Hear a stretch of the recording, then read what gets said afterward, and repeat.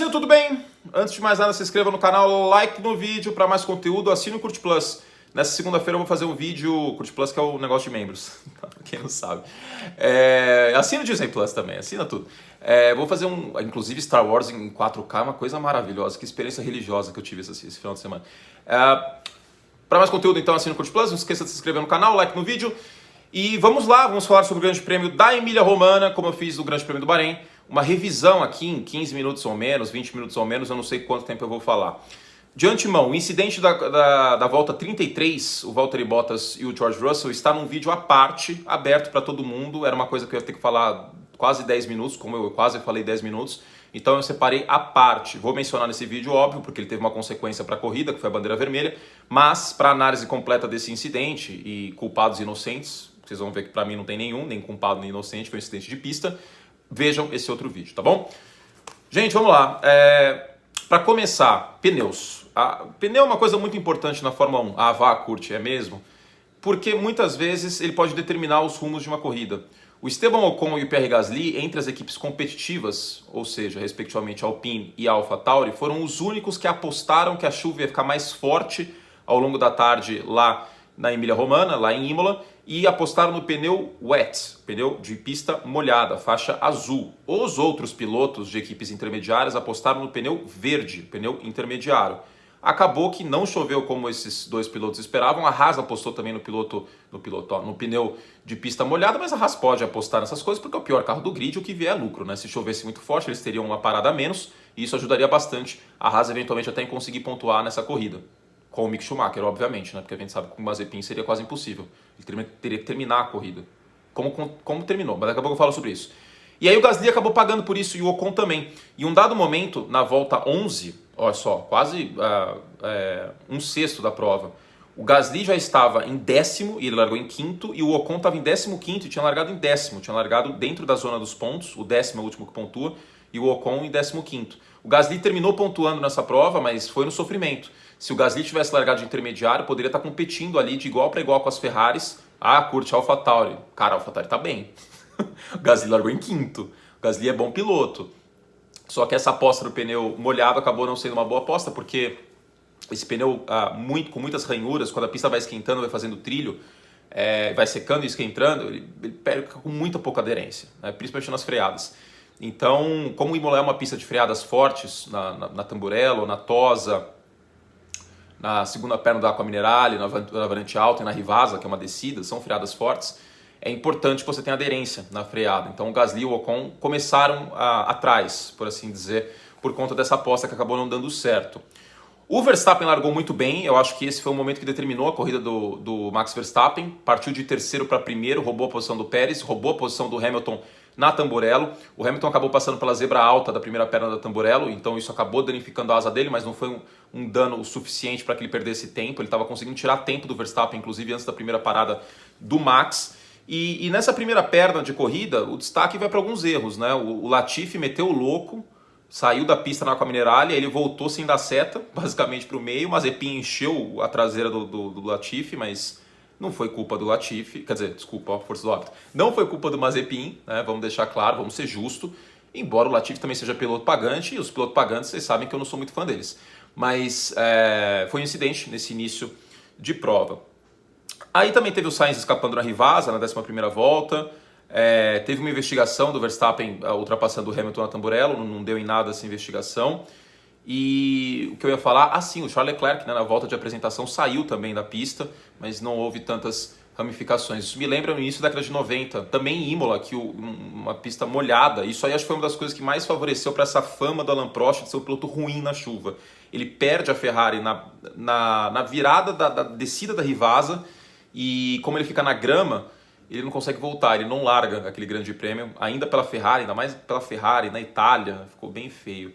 E então tem esse fato notório aí, né? Uma Ferrari saindo na volta de apresentação me lembrou isso, o Reginaldo Leme até mencionou com sua excelente memória na transmissão. Seguindo, Leclerc em terceiro lugar na volta 18, né? Que bom momento da Ferrari, não teve pódio o Charles Leclerc, nem o Sainz, mas em dados momentos havia uma expectativa que a Ferrari pudesse conseguir esse pódio durante a corrida. é uma melhora significativa para a Ferrari do ano passado para este. Essa corrida na chuva ajuda a Ferrari, porque na chuva você não usa a curva máxima, grosso modo, o final da aceleração, porque se você coloca o RPM até o final, sua chance de patinar é muito alta, né? Então você troca de marcha mais cedo. E aí você não precisa usar tanto motor da chuva, tanto que na chuva você economiza combustível e tende a não forçar muitos motores.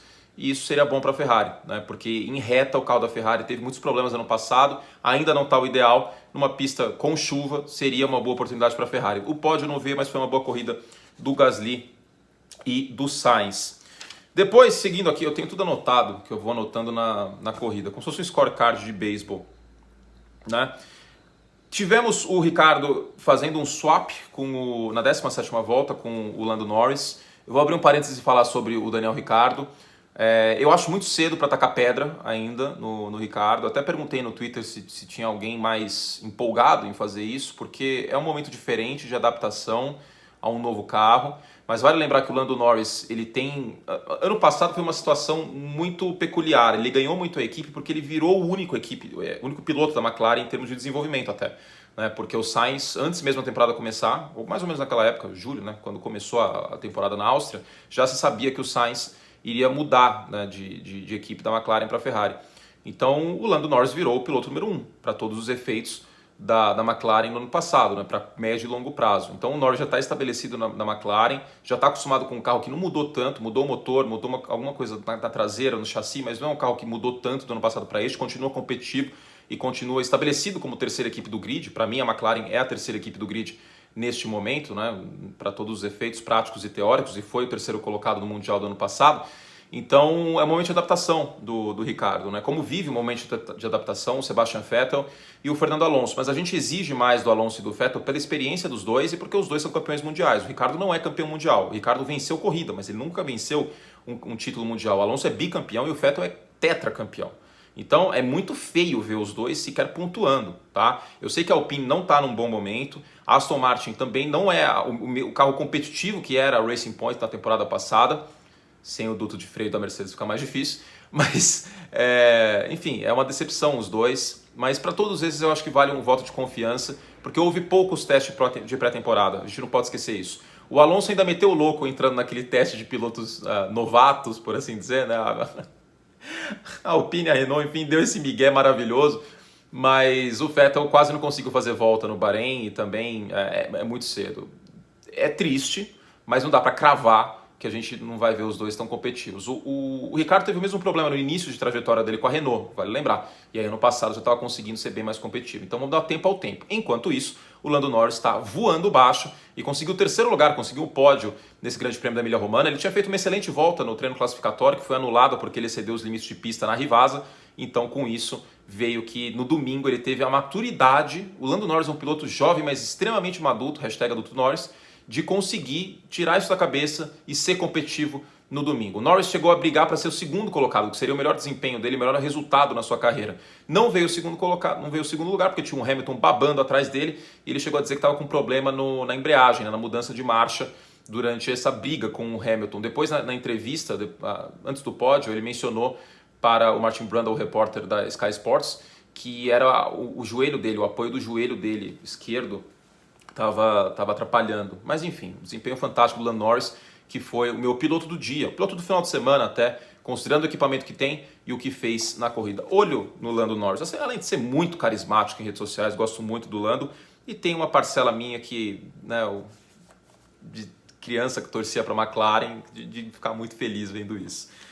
Gente, seguindo, na volta 27, o Verstappen parou e tirou o pneu intermediário e colocou o pneu médio, tá? A faixa amarela. Um pouco antes, o Vettel tinha apostado em colocar o pneu slick, chamado pneu slick, né? O pneu de pista seca, e ainda não estava virando tão rápido o Sebastian Vettel, né? Então foi um risco do Verstappen. Eu não concordo com isso, eu acho que dava para seguir um pouco mais na pista, esperar o Hamilton parar e aí o Verstappen ir para o box, porque a volta de volta, vamos dizer assim, do piloto do box é muito complicada, porque a pista estava com uma temperatura muito fria e ainda tinha alguns setores úmidos, então dava para ter segurado. O pneu intermediário não estava desgastado o suficiente, pelo que a gente sabe de desgaste de pneu intermediário pelo que a Pirelli passa, informações e tal, não acho que seria um momento. Até na transmissão, o Reginaldo Leme e o Max Wilson chegaram a mencionar isso, né, na Band, que o ideal teria sido segurar um pouquinho mais. A Red Bull apostou e deu muito certo, porque a Red Bull fez um pit stop Verstappen em 2.2. A Red Bull, historicamente, manda muito bem em parada de boxe. O Hamilton parou depois, teve um probleminha no pneu dianteiro direito e acabou gastando mais tempo. O Hamilton gastou 4 segundos e o Verstappen 2.2. Isso foi muito importante porque o Verstappen acabou voltando na frente. O Hamilton estava saindo do boxe e o Verstappen já estava cruzando a reta de Imola rumo a Tamburello. E aí depois o Verstappen foi rodando volta rápida após volta rápida, o Hamilton também, os tempos foram baixando bastante. Deixa eu ver se eu tenho o histórico aqui. Ó, na volta 30, 1.24 o tempo do Verstappen. Na volta 50, o Hamilton estava rodando 1.17. Então a pista secou e consequentemente ficou mais rápida. E aí vieram os incidentes por volta da volta 30, que foi o Lewis Hamilton saindo, tentando colocar a volta em retardatário, saiu na tosa. O que aconteceu? Ele foi na parte úmida da pista, perdeu tração, perdeu grip, perdeu aderência e passou reto ali na tosa. Depois ele voltou de ré, isso não sequer abriram investigação, porque não foi considerado um movimento perigoso, não tinha ninguém vindo, retornou a pista. E aí veio o que aconteceu entre o Valtteri Bottas e o George Russell, a batida na Tamburello. Falei sobre no vídeo ao lado, só entrar no canal que eu falei bastante. Batida na Tamburello é uma expressão que eu não gosto muito de usar, mas enfim. E aí veio a bandeira vermelha. E o Hamilton acabou indiretamente sendo ajudado por isso, porque ele voltou em nono na relargada, e aí começou a caçada do Lewis Hamilton para buscar a primeira colocação ou pelo menos uma segunda colocação. Eu cheguei a twittar, falei assim, olha, eu tuitei quando o Hamilton estava em oitavo. O Hamilton em oitavo, com sangue nos olhos, vindo para cima. Que piloto incrível o Lewis Hamilton. Beleza, errou, foi ajudado pela sorte campeão, chamem como quiser. Mas o Bottas ficou boa parte da corrida em décimo, em nono, em oitavo e nada fez. O Hamilton foi, na segunda metade da prova, depois da relargada, de nono para segundo colocado. E mais, ele passou carros competitivos e bons pilotos. Passou Charles Leclerc, que é um piloto difícil de ser ultrapassado.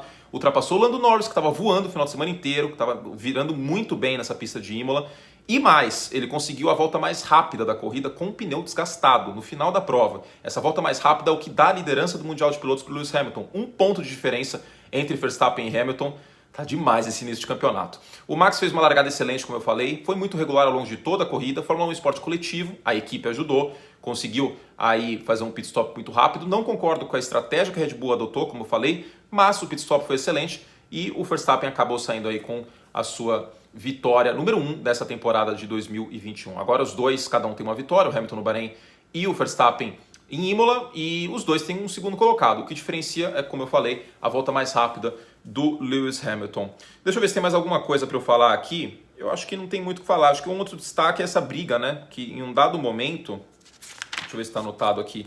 Em um dado momento a gente tinha na mesma imagem do segundo ao quinto colocado, do Norris ao Lewis Hamilton. Então foi um final de corrida bem interessante por esse elemento do Hamilton buscando, né? Querendo mirar no Verstappen e chegar. Fechando agora, parênteses, fechando a análise da corrida. O que fica? Vou fazer o vídeo do vencedores e perdedores, claro, mas o que fica? O carro da Red Bull parece ser melhor, mas existe muito equilíbrio entre os dois carros, tá? Eu acho que não vai acabar o mundo se a gente falar que existe sim uma primeira prateleira, quase que um empate técnico entre Mercedes e Red Bull. A Mercedes trouxe um difusor novo, a traseira do carro, a parte baixa do assoalho, que ajuda bastante na aerodinâmica para essa pista em Imola. Eu cheguei a ler que eles têm um difusor diferente para cada pista, tal, mas enfim, a Mercedes faz o seu trabalho, não pode fazer mudanças muito grandes no carro como um todo, porque já gastou as fichas de desenvolvimento, existe um teto, como se fosse o teto salarial da NFL, da NFL, né, porque é um teto rígido, da NBA e da MLB não são tetos rígidos, mas como o da NFL tem um teto de gastos, o salário dos pilotos não está incluso, claro, mas de desenvolvimento também tem as fichas, os chamados tokens de desenvolvimento. Então a tendência é sim que o campeonato continue competitivo e brigado entre Max Verstappen e Lewis Hamilton. O Sérgio Pérez foi uma certa decepção, porque largou em segundo, foi muito bem, né, no treino, passou o Verstappen, ficou em segundo, o Verstappen o terceiro, mas o Pérez saiu na Villeneuve no meio da corrida, não fez uma grande corrida, ele que é muito bem considerado justamente por isso, de ser um piloto competitivo em ritmo de corrida, acabou sendo uma decepção, e o Bottas também, no geral, excluindo a parte da batida, mas foi uma decepção nesse final de semana. Para fechar, Nikita Mazepin, né? É tipo Boa Noite, Jornal Nacional, que é uma notícia um pouco mais animada, tal, uma coisa para deixar todo mundo uplifting. O Mazepin... Teve um dado momento que ele estava rodando, depois da largada, ele estava rodando 2 segundos mais lento que o Mick Schumacher. 2 segundos no mesmo carro. Eu sei que o carro é horrível, mas 2 segundos para o mesmo companheiro de equipe que acabou de ser promovido, que é novato também, que acabou de ser promovido à Fórmula 2, é um completo, total absurdo. E aí o Mazepin, até o finalzinho da corrida, ele estava invicto. Ele ia terminar a corrida sem fazer muita lambança, porque o incidente com o Latifi não foi tanto culpa dele. Aí ele rodou. É isso, gente. Fizemos só o que podíamos. A gente volta antes do próximo Grande Prêmio, que é em Portimão. Uma pista em Portugal, Grande Prêmio de Portugal, que é uma pista que eu gosto bastante. E aí eu volto com todo aquele pacote, com a volta em Portimão. Vou fazer no Project Cars 2 aqui no canal, no simulador. Se você não viu a volta em Imola, aproveita e vê. Vai lá pro canal e dá uma olhada. E também nessa semana, vencedores e perdedores, para a gente fechar essa análise do Grande Prêmio da Emília-Romagna. Talvez eu consiga fazer um vídeo sobre o Lando Norris também, que eu quero falar sobre ele. Mas como eu estou bem atarefado quanto ao draft da NFL, não sei se vai dar tempo. Gente, um beijo carinhoso, é isso, espero que vocês tenham gostado. Coloquem aí nos comentários o que você achou da corrida, se você discorda de mim em alguma coisa, se você concorda, a gente está aqui para conversar, é muito gostoso conversar sobre Fórmula 1 com vocês, assim como os outros esportes também.